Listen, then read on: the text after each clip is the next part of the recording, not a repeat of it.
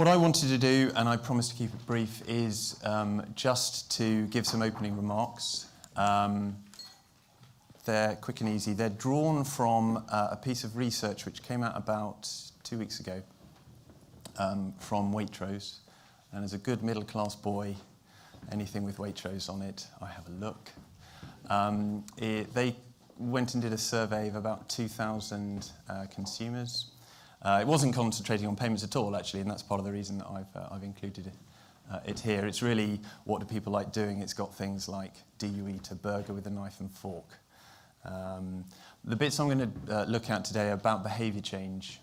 And I've been to conferences over the last decade or so that talk about the future of payments and where things are going to go, and the multi-channel experience and omni-commerce and all of that sort of thing.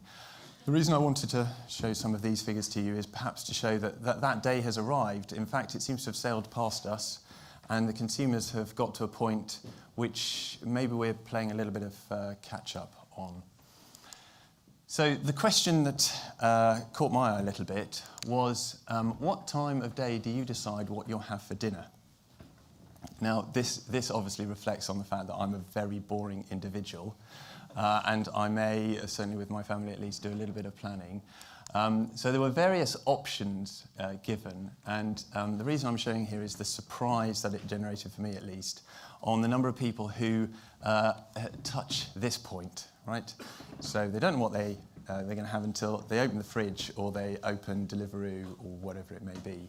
I'm a boring individual at this end of the scale, but maybe I'll ask the audience here, what sort of figure do you think, as a proportion of the 2,000 people, these weren't Waitrose exclusive customers, these were general supermarket customers, what proportion of people do you think plan their food a week ahead?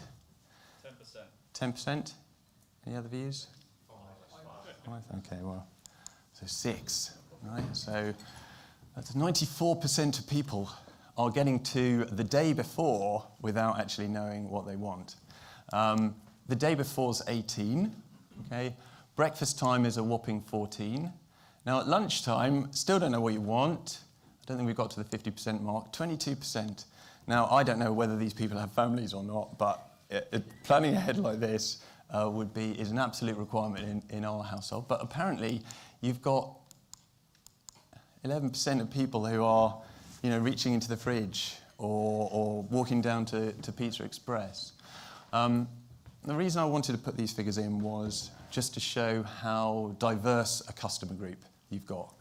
Okay, there's relatively few the week before and there's slightly more at lunchtime, but you've got a whole different group of customers all interacting with the retail environment in a very different way.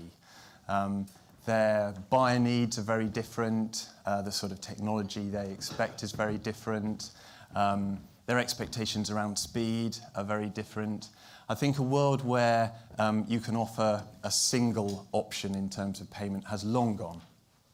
Now, we're not talking about the complexities of a in-store, at-home, cross-channel experience, but just the basic need of having a diverse set of point of interactions from a payment point of view. So the other one that surprised me was this question: how often do you visit the supermarket? So their question was, what proportion of people go to the supermarket twice a day, regularly or sometimes? Again, a question for the audience. What proportion of people go regularly to the supermarket twice a day? 3%? 65%. Whoo-wee, wow. And the reason is, and when you think about it, sometimes I fall into that pot. If you go at lunchtime to Tesco Metro, and then on the way home, you may pop into the larger supermarket near home to pick up milk or whatever it may be. But this is a regular interaction with the supermarket. Right? Forget other sort of QSR type relationships. These are ones that, in my mind, are still the out-of-town shopping centre with multi-aisles and big car parks. This twice a day does not happen when you've got that kind of retail environment.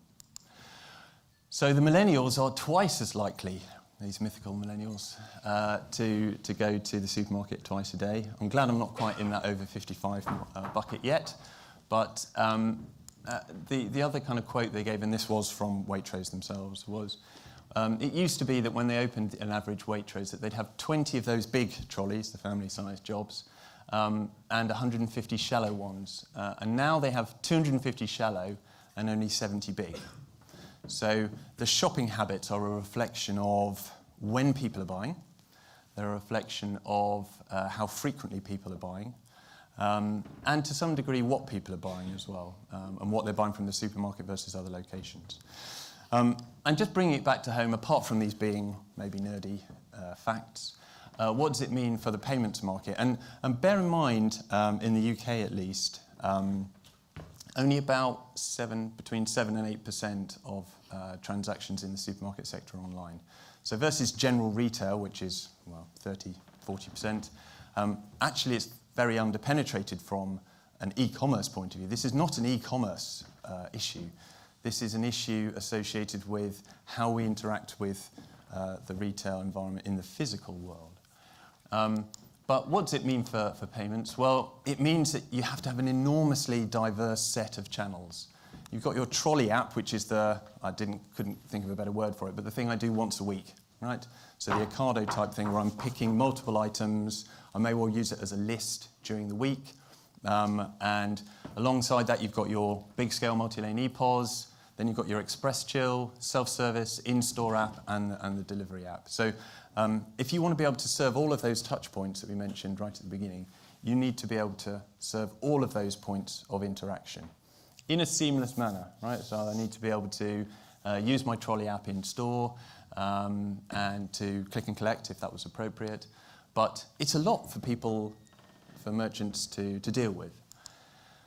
And then as well as the standard PEDs, you've got contactless, QR code readers. I know a lot of people scoff at QR codes, but Tesco's has rolled out their QR code-based solution in preference to some of the alternatives, and card on file.